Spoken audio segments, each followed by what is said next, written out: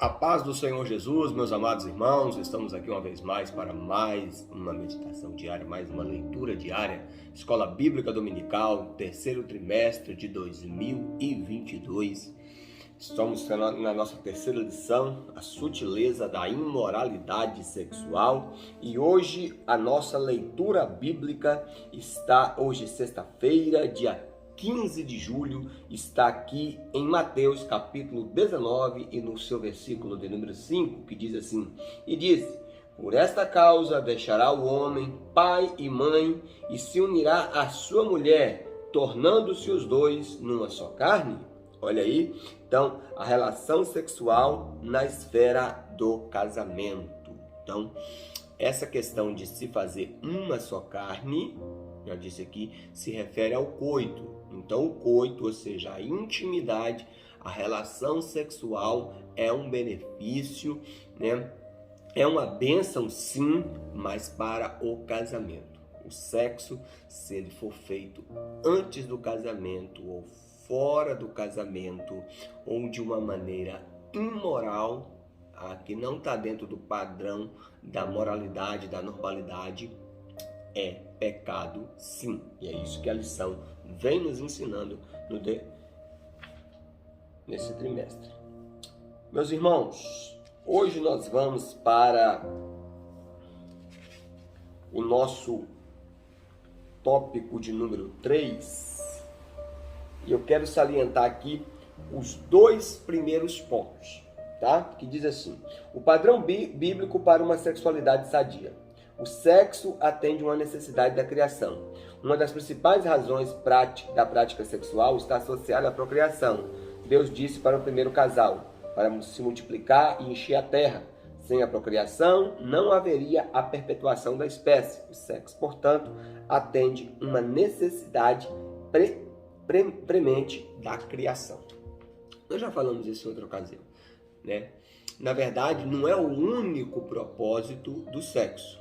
Tá? Mas é um dos propósitos do sexo, é a procriação. A gente sabe também que o sexo ele é prazeroso, ele é deleitoso, tá? Ele é santificado quando ele é feito, acabamos de citar, Jesus citou aqui em Mateus 19, quando ele é feito dentro dos padrões do casamento, dentro da normalidade do casamento. Tá?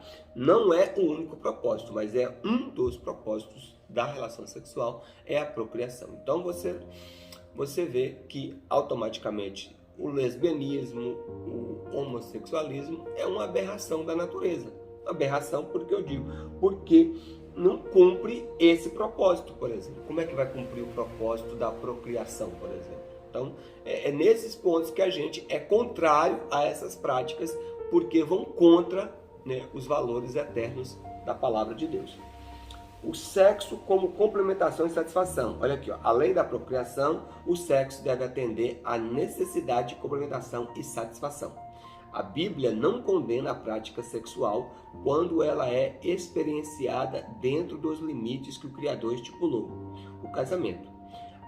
A maneira que o Criador deixou para guardar o casal contra as mais diferentes formas de impureza, como a fornicação, o adultério e a homossexualidade, foi o sexo praticado dentro da esfera do casamento monogâmico e heterossexual. Contudo, convém dizer que o sexo no casamento não deve ser visto como um fardo, mas como um espaço no qual se complementa um ao outro. Também não deve ser visto apenas como um dever ou obrigação a ser praticado, né, de uma forma mecânica e até mesmo sem amor. Deve ser feito com amor, de forma que o casal se sinta satisfeito e realizado. Eu quero fechar aqui com esse texto aqui de Provérbios, capítulo de número 5, versículos 18 e 19. É escrito de uma forma poética, mas dá para entender aqui perfeitamente aqui, né, a profundidade desse versículo aqui. Então, Provérbios, capítulo de número 5, versículos 17 e 18, diz assim: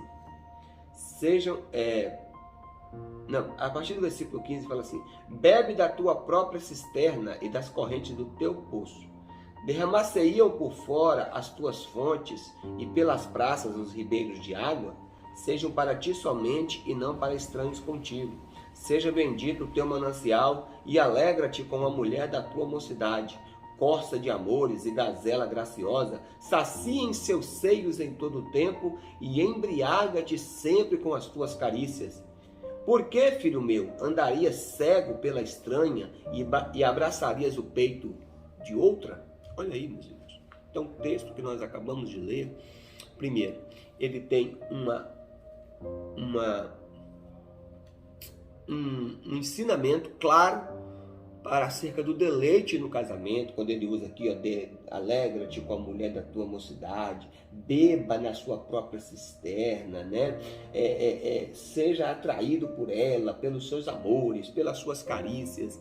Então, é uma exortação para que o casal, claro, tenha uma vida sexual prazerosa, né? Não, como o autor falou aqui, não por obrigação, e sim com prazer, com deleite. E no final, ele ainda fala assim, aí no final do texto aqui, ele faz uma exortação contra o adultério. Então, por que, filho meu, andarias cego pela estranha e abraçarias o peito da outra? Né? Então, muitas vezes, quando o casal ele não tem essa vida dele, dá espaço, dá brecha, quando o casal não tem uma vida sexual ativa, dá brecha, dá espaço para, né, ao adultério, ao marido ficar olhando para outras, a mulher ficar olhando para outros. Então, o ensino aqui é bem claro em Provérbios para que haja deleite no relacionamento conjugal. Amém, meus amados irmãos? Tá?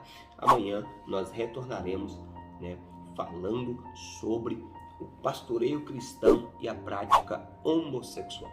Amém? Deus abençoe. Que o amor do Pai, a graça do Filho e a comunhão do Espírito esteja com você e com toda a sua casa, em nome de Jesus.